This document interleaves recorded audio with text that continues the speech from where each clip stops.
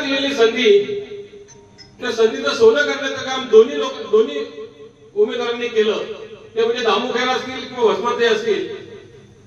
म्हणजे ज्यांना आपण सुशिक्षित समजतो की ज्यांना आपण प्रतिष्ठित समजतो, अशा लोकांना जे जमलं नाही ते सामान्य माणसांपर्यंत शासकीय योजना असतील किंवा सामान्यांची कामं करायची असतील तर अगदी हक्काने ज्यांना आपण हाताला धरून ओढत नेत होतो, समाज कल्याण खातं असताना सुद्धा त्या माणसाला कुणी जाऊन सहज बोलू शकत होतं, असे आमचे दामुखे इथं बसलेत.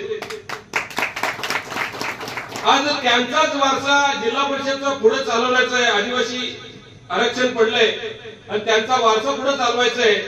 त्यांच्या सुनबाई तो वारसा पुढे चालवण्यासाठी त्यांचं नाव आमच्याकडे आलेलं आहे. या जिल्हा परिषद गटातून जिल्हा परिषद सदस्य उमेदवारी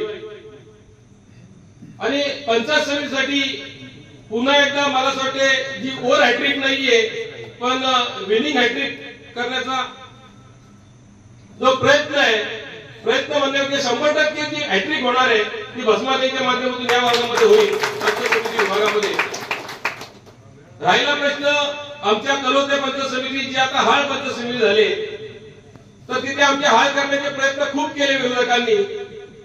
म्हणजे जो टेबलवर नसतात त्यांनी आमचे हाल करण्याचे प्रयत्न केले. एक फोडून आम्हाला खिळखिळ करण्याचा प्रयत्न केला.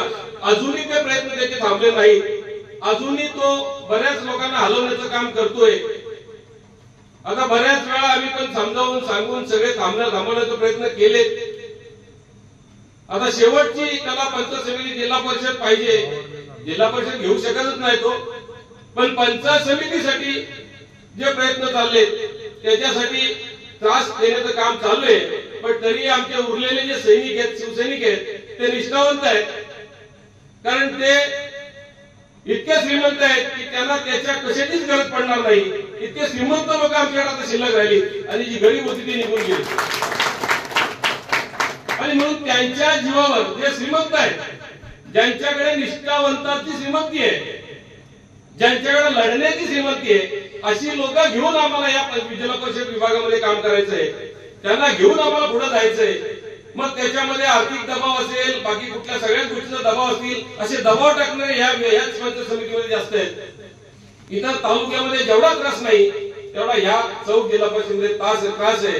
आणि तो त्रास सहन करून सुद्धा ताऊन सुलाकून इथला शिवसैनिक इथले तिन्ही उमेदवार निवडून आल्याशिवाय राहणार नाही, एवढंच मी इथे माहिती. प्रश्न उरतो की जेव्हा आपण एखादा जनरल उमेदवार द्यायचा प्रयत्न करतो, जनरल उमेदवाराला सांगतो की तुला उमेदवारी द्यायची आहे, तू कामाला लाग, तो चाचपणी करतो. मी काय करू, जाऊ का नको, कोणाला भेटू का नको. पण मी जसं दामू खैरांचं कौतुक केलं तसं त्यांच्या मुलाचंही कौतुक करेन.